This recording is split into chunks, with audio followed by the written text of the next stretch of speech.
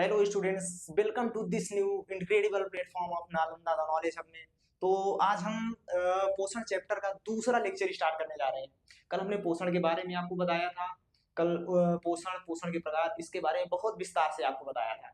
ठीक है, आज हम पोषण में जीवों में पोषण के बारे में चर्चा करेंगे। तो आइए हम स्टार्ट करते हैं। थोड़ा सा पोषण का आपको ओवरव्यू देते हुए चलते हैं, थोड़ा रिवीजन करते हैं। 5 मिनट, आइए स्टार्ट करते हैं। ठीक है, हमने कल आपको पोषण पढ़ाया था। पोषण होता क्या है? न्यूट्रिएशन। न्यूट्रिशन न्यूट्रिशन होता क्या है आखिर?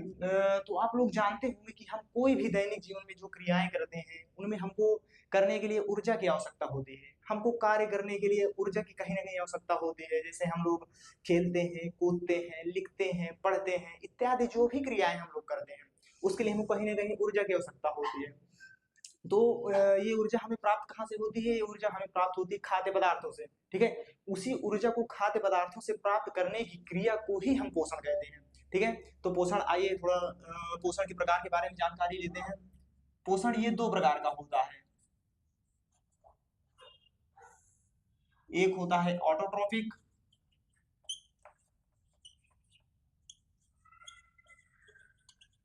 और दूसरा होता है हेटेरोट्रॉपिक न्यूट्रिशन।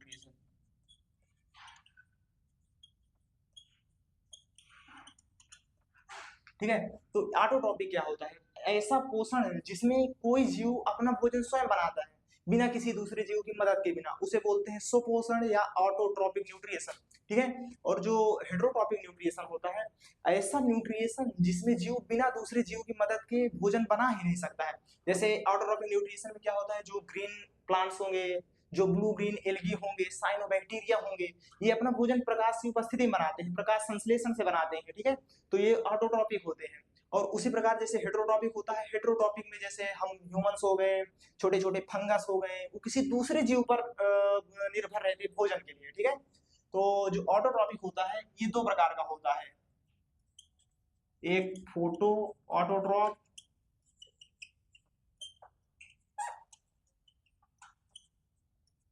और जो सेकंड वाला होगा कीमो ऑटोट्रॉप।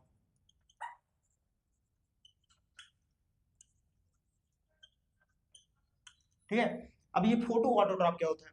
ठीक है, तो जैसा कि स्टूडेंट्स मैंने आपको पहले ही बताया था, ये जो बायो ऐसा विषय होता है जिसमें आप शब्दों पर ज्यादा ध्यान दीजिए। शब्दों का मतलब कैसे कि जैसे कोई शब्द लिखा हुआ है तो उसका कुछ ना कुछ मतलब जरूर ही होगा।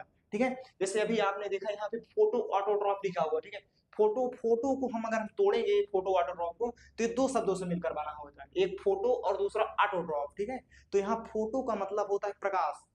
तो ऐसे जीव जो प्रकाश की उपस्थिति में अपना भोजन बनाते हैं उन्हें फोटो ऑटोट्रॉप कहते हैं। इनका एग्जाम्पल है ग्रीन प्लांट्स,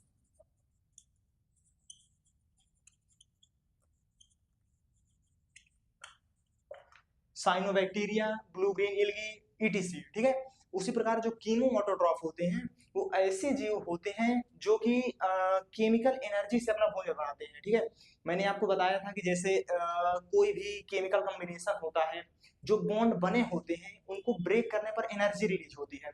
उसी प्रकार जो कीमो ऑटोट्रॉफ होते हैं वो छोटे छोटे बॉन्ड को ब्रेक करके उनमें से एनर्जी प्रोवाइड करते हैं, उनमें से एनर्जी गेन करते हैं और अपना जीवन आगे बढ़ाते हैं, अपनी लाइफ प्रोसेस करते हैं। ठीक है, तो जो कीमो ऑटोट्रॉप है इसके एग्जांपल खैर एनसीईआरटी में नहीं दिया गया है लेकिन फिर भी आपको बता दे रहे हैं।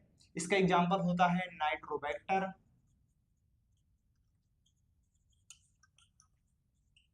And Nitrosomonas.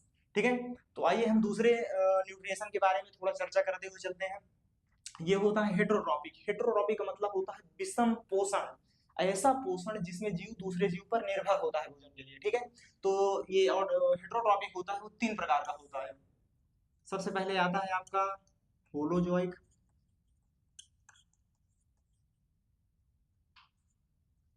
सेकेंड आपका होता है सेफ्रोफिटिक,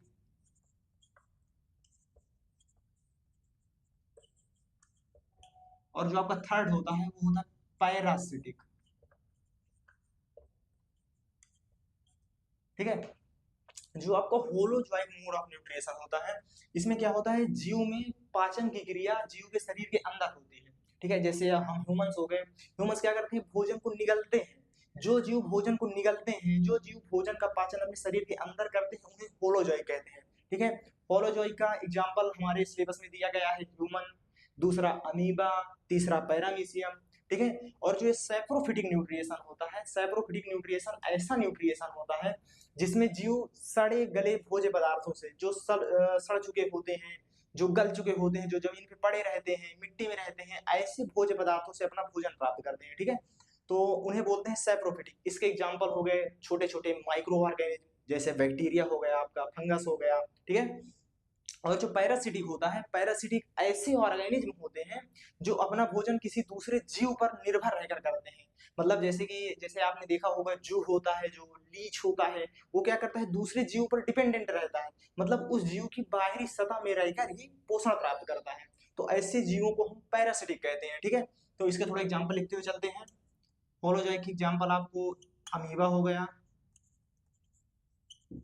ठीक है। सैप्रोफिटिक की एग्जांपल आपको जैसे हो गया माइक्रो ऑर्गेनिज्म, बैक्टीरिया,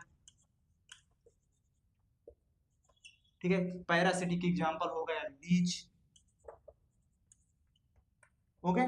तो आइए हम शुरू करते हैं holozoic mode of nutrition, nutrition in amoeba, ठीक है। मुझे 1 मिनट का समय दीजिए तो मैं इसको इरेज कर दूं, इसके बाद मैं आपको आगे बताते हुए चलता हूँ, ठीक है।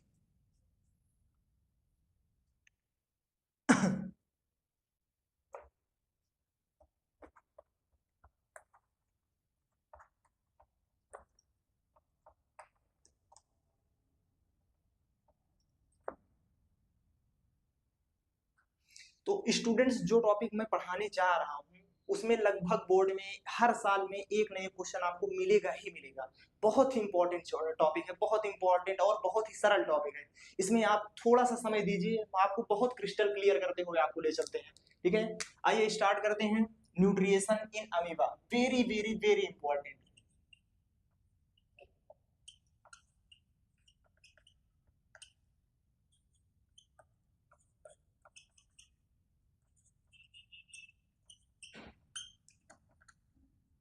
थोड़ा पहले अमीबा के बारे में आइए जानकारी लेते हैं। अमीबा होता क्या है? अमीबा एक सिंगल सेलुलर ऑर्गेनिज्म होता है। जैसे लेट सपोज हम ह्यूमंस होते हैं, ह्यूमंस का जो शरीर होता है बहुत कॉम्प्लेक्स स्ट्रक्चर होता है, वो बहुत छोटी छोटी सेल्स से मिलकर बना होता है, जो सेल कई सेल मिलकर ऊतक का निर्माण करते हैं, ऊतक अंग का निर्माण करते हैं, और अंग अंग तंत्र का निर्माण करते हैं, और इसके बाद पूरे होल ऑर्गेनिज्म की रचना होती है।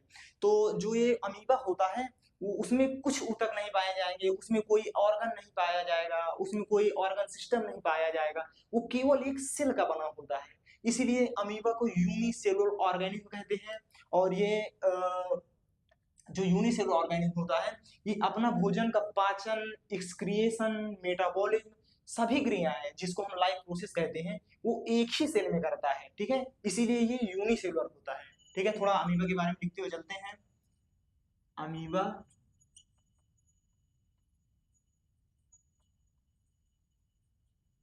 amoeba is a unicellular organism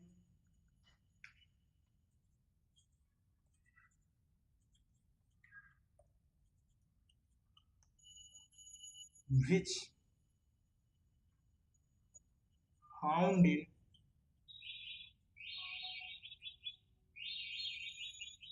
lake of river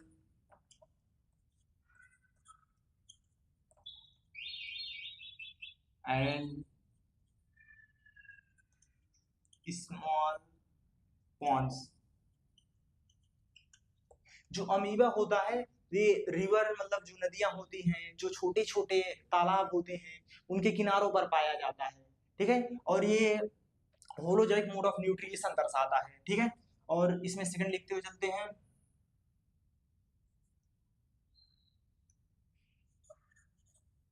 amoeba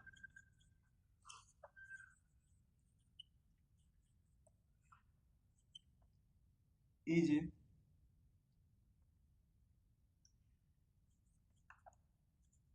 organism, is organism which show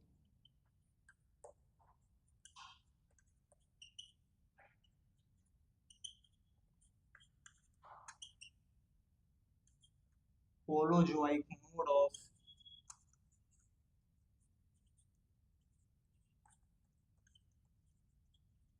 nutrition. सबसे इंपॉर्टेंट इस टॉपिक में ये लाइन आती है, होलोजोइक मोड ऑफ न्यूट्रिशन। इसमें लगभग हर 2 साल में 3 साल में एक क्वेश्चन यही पूछता है कि अमीबा में मोड ऑफ न्यूट्रिशन क्या होता है, होलोजोइक होता है, सेप्रोफिटिक होता है, पैरासिटिक होता है। ज्यादातर ये क्वेश्चन ऑप्शनल बना करता है, तो आपको क्या लगाना है, holozoic mode of nutrition. Okay, और इसमें क्या यूनिसेलुलर ऑर्गेनिज्म होता है, reverse all the process, all the life process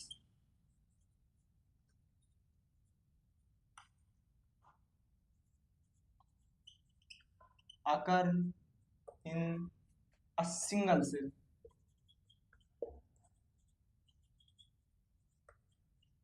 okay, इसकी जो भी क्रियाएं होंगी, लाइफ की जो भी प्रोसेस होंगे, जैसे कि डाइजेशन हो गया, एक्सक्रिएशन हो गया, रिस्पायरेशन हो गया, ट्रांसपोर्टेशन हो गया, सभी एक सेल के अंदर होती है, इसीलिए इसको यूनिसेलुलर ऑर्गेनिज्म बोलते हैं। ठीक है, इसी के जैसा एक यूनिसेलुलर ऑर्गेनिज्म हमारे चैप्टर में दिखाया गया है जिसका नाम है पैरामीशियम, वो भी यूनिसेलुलर ऑर्गेनिज्म होता है और holozoic mode of nutrition represent करता है। ठीक है, इसमें हेडलाइन जो है यूनिसेलुलर ऑर्गेनिज्म, सिंगल सेल। ठीक है, आशा करता हूं आप लोगों ने लिख लिया होगा। इसको इरेज करते हुए थोड़ा और आगे बढ़ते हैं।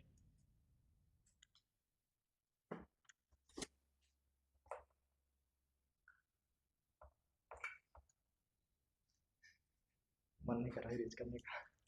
ठीक है, तो देखिए अब सबसे बड़ी बात आती है कि ये अमीबा में न्यूट्रिशन होता कैसे है। तो आइए हम एक स्टेप बाय स्टेप आपको थोड़ा पहले समझा देते हैं, इसके बाद उसके बारे में लिखेंगे। ठीक है, जैसे ये हमारा अमीबा होता है।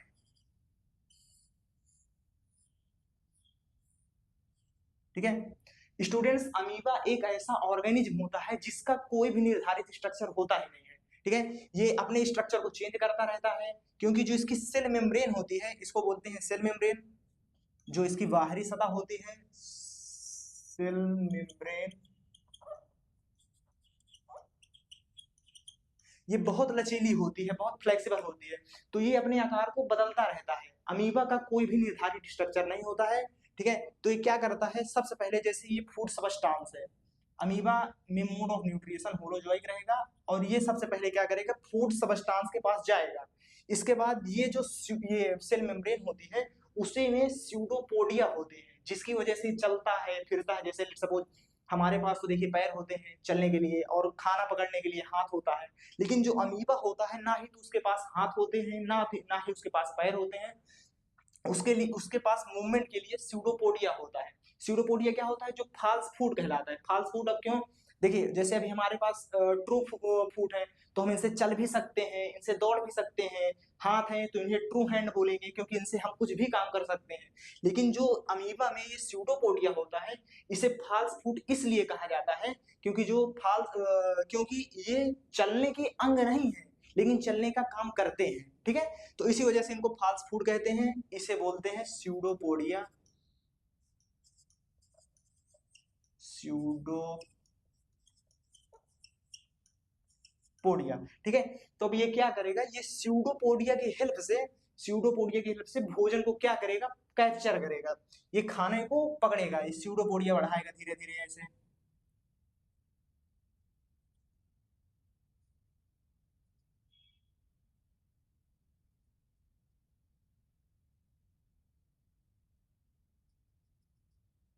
यूं ये अपनी स्यूडोपोडिया को धीरे धीरे बढ़ाएगा, फूड को कैप्चर करेगा। अब क्या होगा, सेकेंड स्टेप इसका,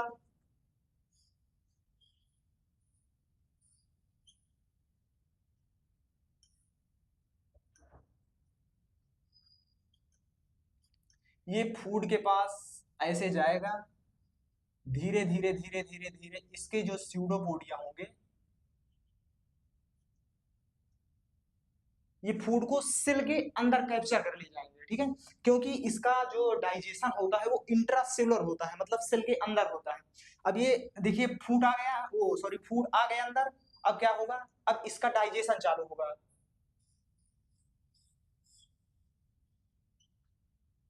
ये अमीबा है, ये फूड हो गया। ठीक है, अब ये फूड का क्या होगा, डाइजेशन होगा। चूंकि ये इंट्रासेलुलर है, इसका डाइजेशन अंदर होगा, अंदर अमीबा के बहुत सारे एंजाइम होंगे छोटे छोटे जो भोजन का पाचन करेंगे।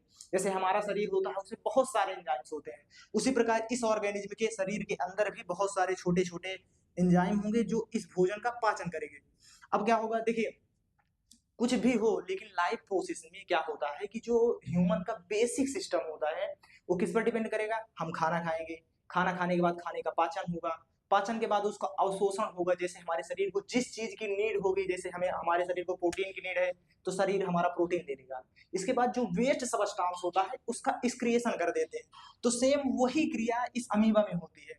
अब ये भोजन है, भोजन का धीरे धीरे पाचन होगा, पाचन के बाद अब ये भोजन जैसे पच गया, लेट सपोज ये भोजन का धीरे धीरे छोटे छोटे टुकड़ों में टूट गया, पच गया भोजन, ठीक है। तो अमीबा को जिस चीज की जरूरत होगी, जिस माइक्रो न्यूट्रिएंट की जरूरत होगी, मिनरल की जरूरत होगी, उसे वो कैप्चर कर लेगा, अपने शरीर के अंदर रखेगा, और जो उसे जरूरत नहीं होगी वो क्या करेगा, उस वेस्टफुल सबस्टांस को बाहर शरीर के निकाल देगा। किसकी हेल्प से, इसी स्यूडोपोडिया की हेल्प से, ठीक है। स्यूडोपोडिया क्या होता है, जो सेल का एक सिस्टम होता है जिसे फाल्स फूड कहते हैं, ठीक है। तो अब यूं ये छोटे छोटे जो मटेरियल है, जो यूजफुल सबस्टांस है, ठीक है, और ये कुछ सबस्टांस को भोजन पचाने के बाद बाहर कर देता है, जिसे बोलेंगे वेस्टफुल सबस्टांस। ओके, तो बेसिक जो हमारा मोड ऑफ न्यूट्रिशन होता है लगभग सभी जीवों में सेम होता है। क्या करेगा, पहले अमीबा अपनी सेल मेम्ब्रेन में जो स्यूडोपोडिया होगा उसकी हेल्प से फूड को कैप्चर करेगा। जब भोजन को कैप्चर करेगा उसके बाद उसका हम डाइजेशन देखते हैं यहाँ पे कि डाइजेशन होगा। डाइजेशन के बाद जो उसको मतलब यूजफुल चीजें होंगी, जो उसकी बॉडी मेंटेनेंस के लिए, बॉडी ग्रोथ के लिए, ऑर्गेनिज्म के, ठीक है, जो चीजें होंगी वो अपनी यूजफुल की सामान ले लेगा, और जो भी यूजफुल की चीजें नहीं होंगी उनको वेस्टफुल सबस्टांस के रूप में बाहर फेंक देता है, ठीक है। तो आइए इसको थोड़ा लिखते हुए चलते हैं कि क्या होता है, कैसे होता है, step by step.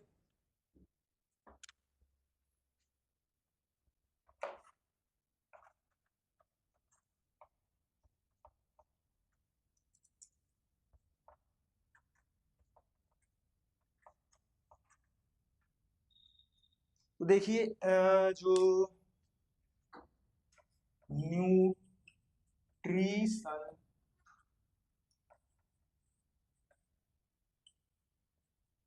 In amoeba, ठीक है, इसका सबसे पहले स्टेप क्या होगा, अमीबा क्या करेगा, स्प्रेड ऑफ हिज स्यूडोपोडिया, ये क्या करेगा, अपनी जो सेल मेम्ब्रेन की इनफोल्डिंग होती है जिसे हम स्यूडोपोडिया बोलते हैं, फाल्स फूड बोलते हैं, ठीक है। तो ये क्या करेगा, सबसे पहले उसको स्प्रेड करेगा। फर्स्ट स्टेप इसका होगा spreading of pseudopodia,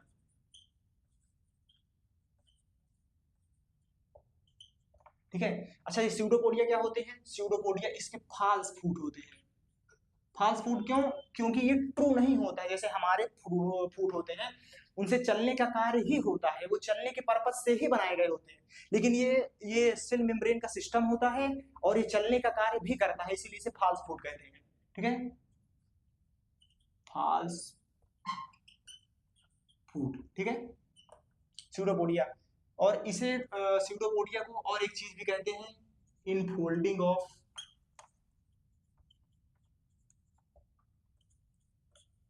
cell membrane, infolding of cell membrane. अब ये क्या होता है, इनफोल्डिंग का मतलब ये जो हमारी सेल है इसी का भाग, इसी की फोल्डिंग, ये कहीं दूसरी जगह से नहीं आया हुआ है स्यूडोपोडिया, स्यूडोपोडिया उसी जो सेल मेम्ब्रेन है, ये जो सेल मेम्ब्रेन है अमीबा की, इसी का पार्ट होता है, लेकिन क्या होता है, ये फोल्डिंग गिरामा होता है। मतलब जैसे फोल्डिंग क्या होती है, जैसे हमसे कोई बोलेगा कि ये कपड़ा पड़ा हुआ है, ठीक है, इसको हम क्या करें, फोल्ड करें, तो हम ऐसे ऐसे फोल्ड करेंगे ना, तो इसी वजह से इसे हम फोल्ड ऐसे ऐसे करेंगे, तो ठीक है। तो यही मतलब जो होती है सेल मेम्ब्रेन, उसी का फोल्डेड स्ट्रक्चर होता है जिसे हम स्यूडोपोडिया बोलते हैं, ठीक है, infolding of cell membrane, spreading of pseudopodia, और सेकंड स्टेप होता है इसका कैप्चर ऑफ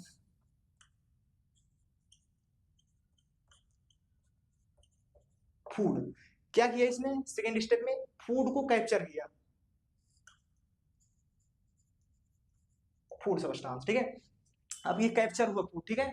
जब कैप्चर हुआ फूड तो इसने क्या किया, फूड को अपने अंदर ले गया, ठीक है, शरीर के अंदर। थर्ड स्टेप होगा टेकिंग फूड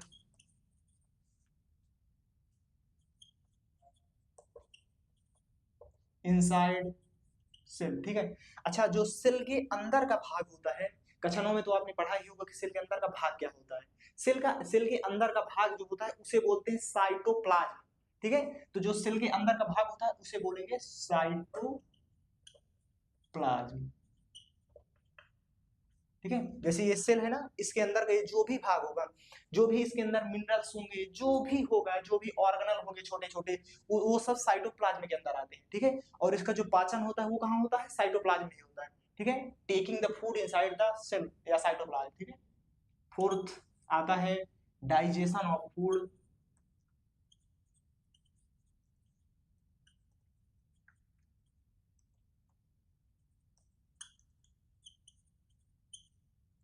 ठीक है। फिफ्थ एब्जॉर्प्शन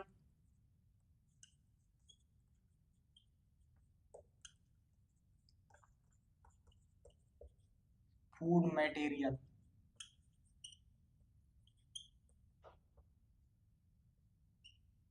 अच्छा, ये एब्जॉर्प्शन अब कहाँ से आ गया। एब्जॉर्प्शन का मतलब होता है जो बेसिक यूजफुल की थिंग होगी उनको ये अपने शरीर के अंदर एब्जॉर्ब कर लेगा, जो वेस्टफुल सबस्टांस होगा उसका क्रिएशन कर देता है, ठीक है। अब इसका जो फिफ्थ स्टेप आता है, ओ सॉरी सिक्स्थ स्टेप आता है, वो आता है creation of wasteful substance outside the cell, outside the cell, okay. तो ये होता है अमीबा में बेसिक न्यूट्रिएशन का स्ट्रक्चर होता है। पूरा प्रोसेस होता है कि पहले स्प्रेड करेगा स्यूडोफोडिया को, फिर फूड को कैप्चर करेगा उसी की हेल्प से, फिर फूड को अपने सेल के अंदर ले जाएगा, इसके बाद वो फूड का डाइजेशन करेगा, डाइजेशन के बाद जो भी उसकी यूज की चीजें होगी उसका एब्जॉर्प्शन करेगा, इसके बाद जो वेस्टफुल सबस्टांस निकलेगा उसका ये क्या कर देगा, इस क्रिएशन कर देता है, ठीक है। तो आइए अब चलते हैं इसके आने वाले टॉपिक में, डाइजेशन इन पैरामीशियम, ये सब इरेज कराते हुए चलते हैं इसको।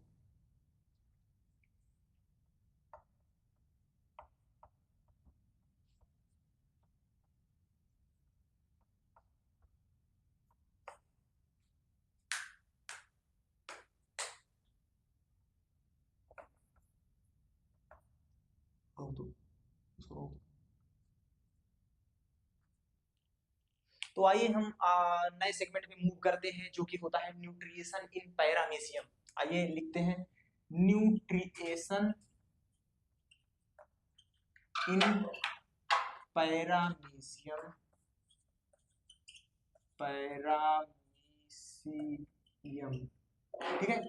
अब ये न्यूट्रिएशन इन पैरामीशियम होता क्या है, ठीक है। तो हम सबसे पहले थोड़ा पैरामीशियम के बारे में जानकारी लेते हैं।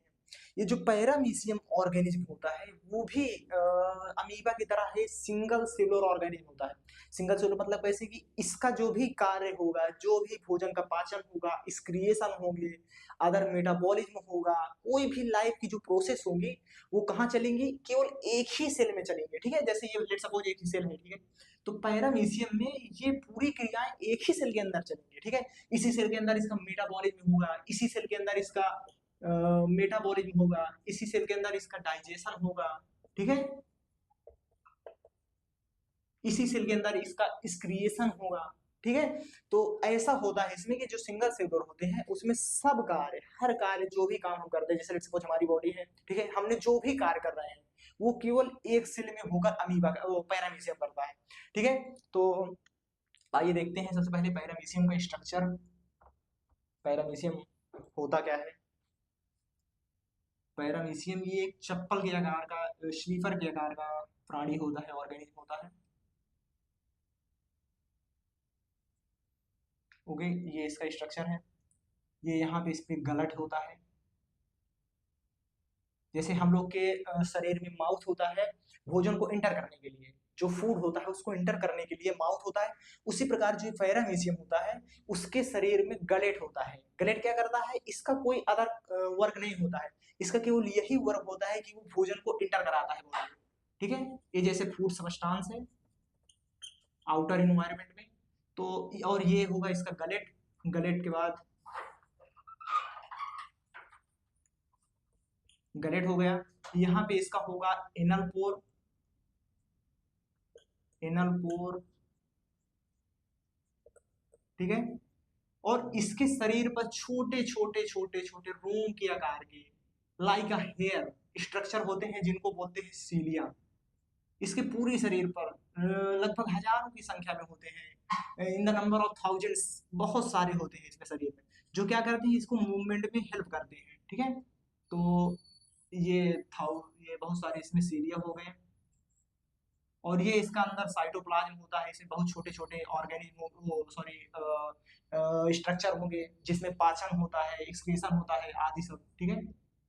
यहाँ से भोजन इंटर करेगा, इसको बोलेंगे गलेट, और ये एनल पोर होगा, इससे एक्सक्रिएशन होगा।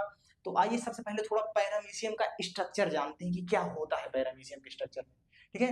ये सीलिया जो होते हैं इनका आखिर काम क्या होता है, इनका एक्चुअल काम क्या है, ठीक है। तो आइए थोड़ा सीलिया के बारे में लिख लेते हैं। What is सीलिया?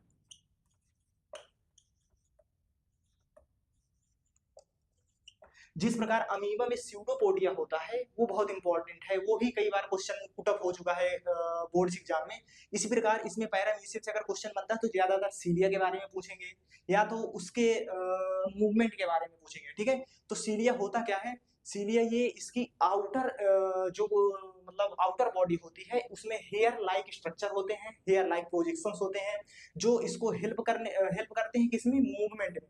जैसे हमारे पास अभी हमने बताया ना कि जैसे हमारे पास शरीर में पैर हैं तो पैर से मूवमेंट कर सकते हैं, लोकोमोशन कर सकते हैं, कहीं आ जा सकते हैं, कोई काम कर सकते हैं। उसी प्रकार जो पैरामीशियम होता है उसमें कोई पैर नहीं होता, कोई हाथ नहीं होता है, उसे मूवमेंट कराने के लिए जो छोटे छोटे रूम लाइक स्ट्रक्चर होते हैं, हेयर लाइक स्ट्रक्चर होते हैं, उन्हें बोलते हैं सीलिया।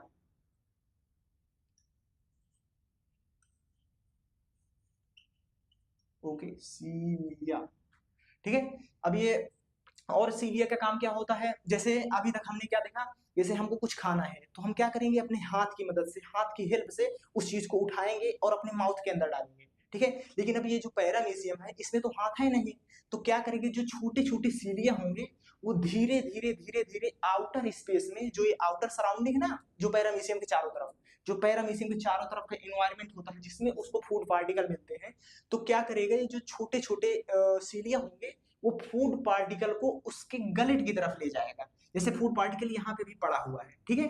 तो क्या करेगी, जो छोटी छोटी सीलियां हैं ये फूड पार्टिकल को धीरे धीरे मूव करा के इसके गलेट की तरफ ले जाएंगे, ठीक है। धीरे धीरे धीरे धीरे ये गलेट की तरफ जाता जाएगा।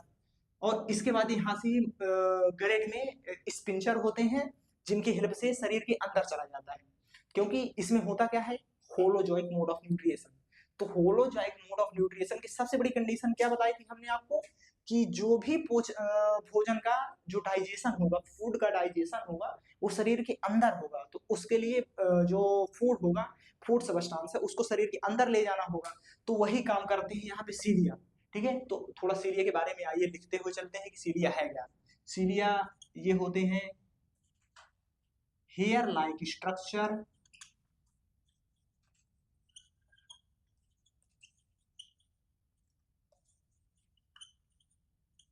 outside the body of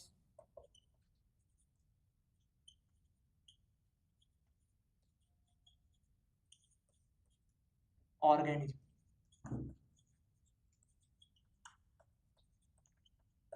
organism के जो शरीर में जो हेयर लाइक स्ट्रक्चर होंगे उन्हें बोलेंगे सीलिया, ठीक है।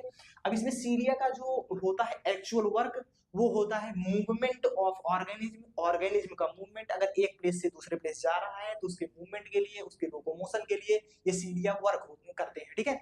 और दूसरा इसका जो मेन काम होता है वो फूड पार्टिकल को इसके गलेट की तरफ ले जाना होता है, ठीक है। Taking the food particle towards gullet, ठीक है, ये सबसे बड़ा इसका मुख्य कार्य होता है।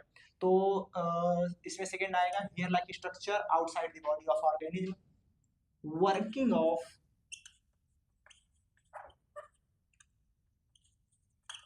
Movement of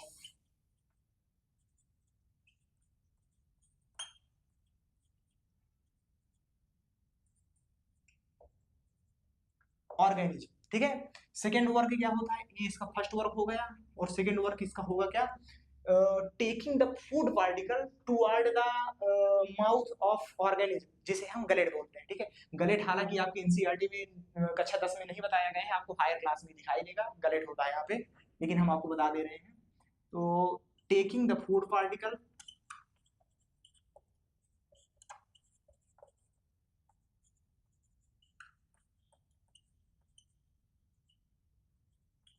towards mouth part,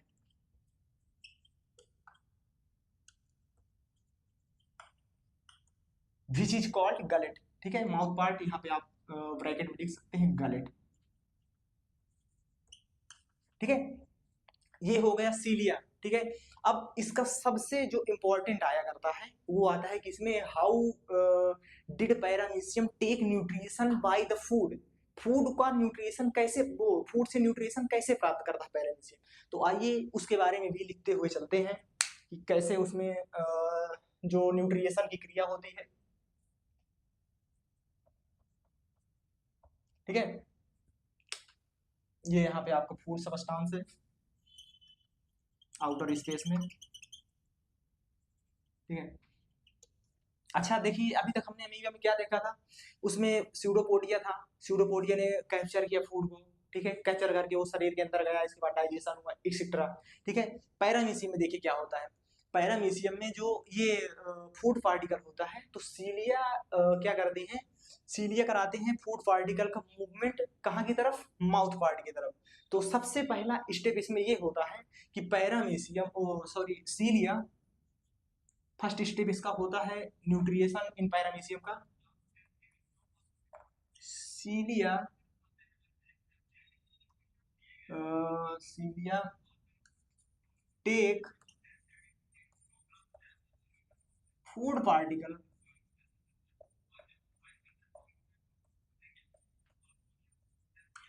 toward gullet mouth part, ठीक है। अब क्या होगा इसका, सबसे पहले सीलिया ने अपना काम कर दिया, अब बारी आती है कि अब भोजन को अंदर ले जाना है, ठीक है। तो सेकंड होता है ingestion of food inside cell body. चूंकि अब अभी हमने आपको बताया कि जो पैरामीशियम होता है वो सिंगल सेलुलर ऑर्गेनिज्म है, तो इसकी सेल बॉडी के अंदर अब भोजन इंजेस्ट होगा, मतलब अंदर चला जाएगा, ठीक है। अंदर चला गया, अब क्या होगा, इसका डाइजेशन होगा। डाइजेशन कहाँ पे होगा, इसका डाइजेशन होगा फूड वैक्यूल में। जो ये पैरामीशियम होता है इसके अंदर एक बड़ी सी वैक्यूल होती है, वैक्यूल बोले तो खाली जगह है, ठीक है, जहाँ पे इसका भोजन का पाचन होता है और स्टोरेज होता है, ठीक है। तो अब इसमें थर्ड क्या होगा, digestion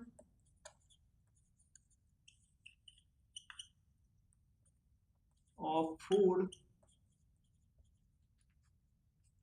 inside food vacuole.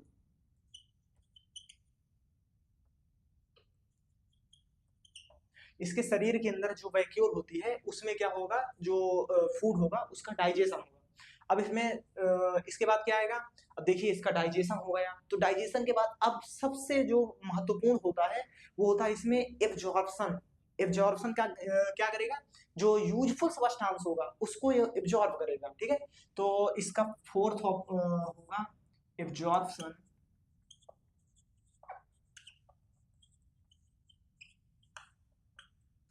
Of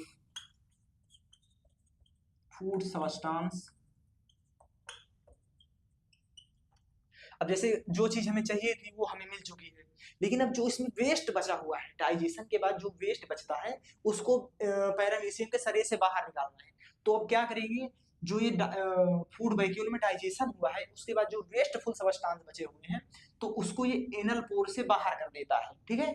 ये एक्सक्रिएशन का एक इंपॉर्टेंट ऑर्गन होता है, क्या, एनल पोर होता है पैरामीशियम में। जो अमीबा थी उसमें कोई एक मतलब स्पेसिफिक स्ट्रक्चर नहीं था कि इससे ही एक्सक्रिएशन होता है, लेकिन जो पैरामीशियम होता है उसमें एनल पोर होता है, जिससे कि एक्सक्रिएशन की जो मतलब एक्सक्रिएशन का वर्क होता है, ठीक है। इसका फिफ्थ होगा excretion of wasteful substance।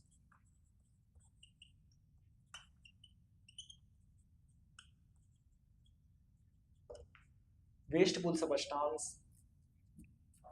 from body by anal pore, ठीक है। देखिए इसका मतलब स्टेप वाइज एकदम पूरा मतलब शुरू से कि देखिए सीरिया क्या करेगा, टेक करेगा फूड सब्सटेंस को, उसको ले जाएगा, उसके मतलब इंजेक्शन होगा फूड का, इसके बाद डाइजेशन होगा फूड का, डाइजेशन के बाद एब्जॉर्प्शन होगा फूड का, इसके बाद जो एक्सक्रिएशन होगा फूड का, ठीक है। ऐसे ही क्रिया इसमें चला करती है, ठीक है, पैरामीशियम में। और पैरामीशियम में आप एक चीज ऐड कर लीजिएगा, ये भी यूनिसेलुलर होता है, यूनिसेलुलर ऑर्गेनिज्म, ठीक है, यूनिसेलुलर ऑर्गेनिज्म होता है। तो अब देखिए हमने अभी तक न्यूट्रिएशन इन अमीबा पढ़ लिया, न्यूट्रिएशन इन पैरामीशियम पढ़ लिया, लेकिन अब जो एक बहुत ही बेहतरीन और बहुत ही इंपॉर्टेंट आने वाला टॉपिक है उसको बोलेंगे हम ह्यूमन डाइजेशन, ठीक है। ह्यूमन डाइजेशन होगा, ह्यूमन डाइजेशन में आपको हम पूरा एलिमेंट्री कैनाल, पूरा डाइजेस्टिव सिस्टम, पूरा माउथ से लेकर बक्कल कैविटी, बक्कल कैविटी से लेकर anus, oesophagus, stomach, small intestine, large intestine आदि को बताते हुए हम आगे चलेंगे, ठीक है। तो आदि को बताते हुए हम आगे चलेंगे, ठीक है। तो थोड़ा सा मुझे समय दीजिए, तो मैं इसको इरेज कर देता हूँ, ठीक है। और फिर इसके बाद नेक्स्ट सेगमेंट में मूव करते हैं जो बहुत ही इंपॉर्टेंट सेगमेंट है। तो स्टूडेंट्स आपका बहुत ही इंटरेस्टिंग सेगमेंट आने वाला है जिसका नाम है ह्यूमन डाइजेशन। डाइजेशन ह्यूमन का वो भी डाइजेशन होता है, ठीक है, ह्यूमन में डाइजेशन होता है। बहुत इंटरेस्टिंग चैप्टर होता है। रीजन ये होता है कि हमारे शरीर से जुड़ा हुआ होता है, हमारी लाइफ में हम जो भी खाते हैं, क्या खाना चाहिए, क्या हमको नहीं खाना चाहिए, कितनी मात्रा में खाना चाहिए और उसका क्या क्या महत्व होता है, वो हम सब पढ़ेंगे ह्यूमन डाइजेशन में, ठीक है। तो डाइजेशन होता क्या, थोड़ा इसका हम ओवरव्यू आपको देते हैं। डाइजेशन देखिए, डाइजेशन क्या होता है कि जैसे कोई भी सब्सटेंस है उसको छोटे छोटे टुकड़ों में तोड़कर हमारे शरीर में ऑब्जॉर्ब कराना, ठीक है। जैसे लेट सपोज क्या होता कि जैसे अभी तक पैरामीशियम था, ठीक है। पैरामीशियम में क्या हुआ करता था अभी तक, ये पहले देखिए फूड सब्सटेंस बड़ा सब्सटेंस है, ठीक है, मतलब माइक्रो मॉलिक्यूल होता है, बड़ा मॉलिक्यूल होता है। इसको क्या करेगा, ये शरीर में ले जाएगा, इसके बाद इसको तोड़ेगा, तब जाके इसका पाचन होता है। सेम यही प्रोसेस हमारे शरीर में भी होती है, ठीक है। तो क्या होगा कि जब हमारे शरीर में हम भोजन का फूड खाएंगे तो फूड खाने के बाद वो फूड छोटे छोटे सेगमेंट्स में टूटता है, ठीक है। जैसे कि जैसे प्रोटीन होता है हमारे फूड्स में, कार्बोहाइड्रेट होता है हमारे फूड में, कार्बोहाइड्रेट, ठीक है, फैट होता है हमारे फूड में, ठीक है। तो जैसे प्रोटीन है, प्रोटीन क्या होता है, बड़ा मॉलिक्यूल होता है, माइक्रो मॉलिक्यूल होता है। तो इसके पाचन के लिए प्रोटीन को हम तोड़ेंगे, प्रोटीन को तोड़ेंगे हम सबसे पहले पेप्टाइड्स में तोड़ देते हैं, ठीक है। पेप्टाइड में इसके बाद हम इसको एमिनो एसिड्स में तोड़ देते हैं, ठीक है। जो एमिनो एसिड होता है ये इसका मिनी मॉलिक्यूल होता है, ठीक है, माइक्रो मॉलिक्यूल होता है। तो प्रोटीन का पाचन हमारे शरीर में एमिनो एसिड्स के फॉर्म में होता है। उसी तरह जो कार्बोहाइड्रेट होता है उसका पाचन हमारे शरीर में होता है ग्लूकोज के फॉर्म में। फैट होता है उसका भी छोटे छोटे टुकड़ों में पहले तोड़ते हैं, इसको इमल्सिफाइड करते हैं, इसके बाद उसका पाचन होता है, ठीक है। तो आइए हम थोड़ा सा ह्यूमन डाइजेशन का स्ट्रक्चर क्या होता है, कहाँ से शुरू होता है और इसमें क्या क्या पार्ट होते हैं, थोड़ा सा ओवरव्यू इसका लेते हुए चलते हैं, ठीक है। देखिए जो डाइजेशन हमारा होता है ह्यूमन का, वो हमारा स्टार्ट होता है मुख से। मुख जिसको बोलेंगे माउथ या बक्कल कैविटी, ठीक है। बक्कल कैविटी में आपको देखिए क्या क्या मिलेंगे, टीथ मिलेंगे, टंग मिलेगी, ठीक है। तो टीथ का जो कार्य होता है, जो मुख्य इसका फंक्शन होता है, वर्क होता है, वो होता है भोजन को छोटे छोटे टुकड़ों में तोड़ना, छोटे छोटे टुकड़ों में इसको तोड़ना। कैसे तोड़ेगा, पीस कर तोड़ेगा, काट कर तोड़ेगा, ठीक है। उसी प्रकार जो जीभ होती है, जीभ का कार्य कुछ नहीं होता है, बस भोजन को मिक्सअप करना होता है, लसलसा बनाना होता है। और जो हमारी बक्कल कैविटी होती है, उसमें छोटी-छोटी ग्लैंड्स होती हैं जिनको सलाइवरी ग्लैंड कहते हैं। सलाइवरी ग्लैंड का मुख्य जो कार्य होता है, जो मेन फंक्शन होता है, वो होता है कि इसमें सलाइवा होता है उसको मिक्सअप करना होता है। ठीक है। सलाइवा में छोटे-छोटे एंजाइम्स होते हैं, जैसे टाइलिन होता है, सलाइवरी एमाइलेज जिसे टाइलिन बोलते हैं। ठीक है। इसके बाद जब हम नीचे मूव करते हैं तो यहाँ पे हमारा फेरिंग्स आता है। फेरिंग्स क्या होता है? फेरिंग्स एक कॉमन पैसेज होता है, मतलब ये कॉमन पाथ होता है जिससे एयर भी मूव करती है, जिससे हमारा फूड भी मूव करता है। आपने कभी नोटिस किया होगा बच्चों कि जो जब हम खाना खाते हैं तो कभी-कभी हमको हिचकी आ जाती है। ठीक है। तो हिचकी आने पे क्या हुआ करता है कि जो एक साथ हमारा जो फेरिंग्स होता है, ये फेरिंग्स दोनों तरफ कार्य किया करता है, भोजन में भी कार्य किया करता है, ये श्वसन में भी कार्य किया करता है। तो ठीक है, अगर श्वसन का जो विंड पाइप होता है, अगर इसको ढकता नहीं है, ठीक है, तब हमको हिचकी आना स्टार्ट हो जाती है, क्योंकि वो भोजन हमारा चला जाता है ब्रोंकाई में, चला जाता है श्वास नली में जाने के लिए चला जाता है। इसलिए हम खांसी करते हैं, खांसी करके भोजन को वापस ले आते हैं और फूड पाइप में जाता है। ठीक है। और ये हमारे शरीर में यहाँ पे फूड पाइप होता है जिसको ओसोफेगस कहते हैं। ओसोफेगस का क्या फंक्शन होता है हमारी बॉडी में? ओसोफेगस का फंक्शन होता है कि ये जो फूड है, पार्टिकल्स हैं, जो यहाँ मतलब सलाइवरी ग्लैंड से निकले सलाइवा में मिक्सअप हुआ फूड है, उसको ये नीचे लुब्रिकेशन के साथ भेजता है, केवल इसका मूवमेंट कराता है भोजन का। भोजन अगर यहाँ से पाइप से स्टोमक में नहीं जाएगा तो उसका डाइजेशन नहीं हो पाएगा। तो इसीलिए यहाँ से ओसोफेगस से जो फूड पार्टिकल होते हैं वो नीचे जाएंगे स्टोमक में। अब जो स्टोमक होता है हमारा, स्टोमक, रुक जाइए थोड़ा मैं इसको लिखता हूँ तो आपको ज्यादा क्लियर हो जाएगा। ये हमारा बक्कल कैविटी होगा, सॉरी, यहाँ से थोड़ा सा आपको दिखाते हुए चलते हैं कि क्या कैसे होगा। सबसे पहले हमारा ये डाइजेस्टिव सिस्टम होगा, जो इसे एलिमेंट्री कैनाल बोलते हैं।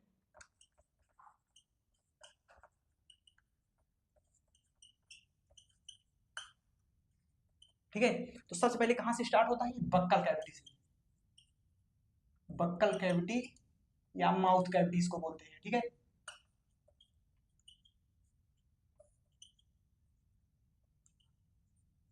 ठीक है।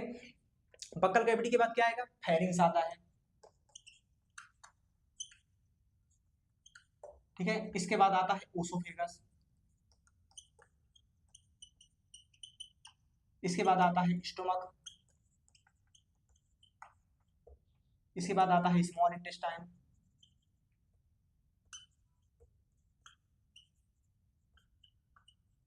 इसके बाद आता है लार्ज इंटेस्टाइन।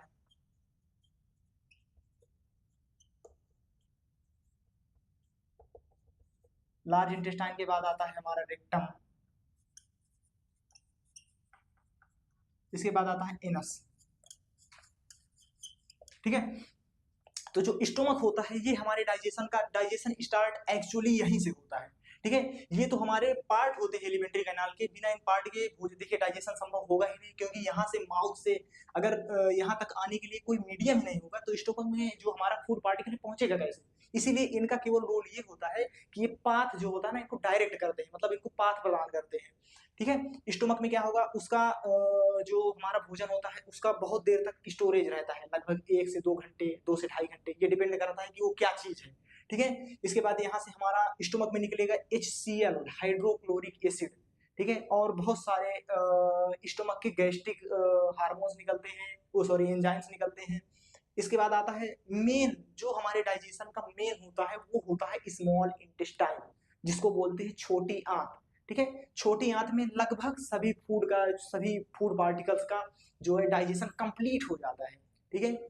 और जो इसके बाद आती है वो है लार्ज इंटेस्टाइन। लार्ज इंटेस्टाइन में क्या होता है कि जो थोड़ा बहुत हमारे फूड पार्टिकल्स में, जो हमारे खाने में जो पानी बचा हुआ होता है, जो वाटर के मॉलिक्यूल्स होते हैं, उनको एब्जॉर्ब करने का कार्य होता है स्मॉल इंटेस्टाइन। और जो ये रेक्टम है, रेक्टम क्या करता है? जो अभी तक देखिए जो पैरामीशियम था उसमें वेस्टफुल सबस्टांस शरीर से बाहर निकाल दिए जाते थे, लेकिन शरीर से बाहर निकालने के जस्ट पहले वो कहीं स्टोर रहा होगा। सेम वही कार्य हमारे शरीर में रेक्टम का होता है। जो भी वेस्टफुल सबस्टांस हो गए, जो भी नाइट्रोजनस सबस्टांस हो गए, जिनका डाइजेशन अच्छी तरह से नहीं हुआ, अनडाइजेस्टेड फूड हो गए, वो रेक्टम में स्टोर रहेंगे। और जो लास्ट होता है एनस, एनस जिसे गुदा कहते हैं हिंदी में, ठीक है। तो यहाँ से इन सब चीजों का जो है निष्कासन होता है, ठीक है। तो हम इस ह्यूमन डाइजेशन के बारे में थोड़ा ब्रीफ जो है रीडिंग कल करेंगे, ठीक है। तो मिलते हैं आपसे नेक्स्ट लेक्चर में, ठीक है। तब तक के लिए राधे राधे।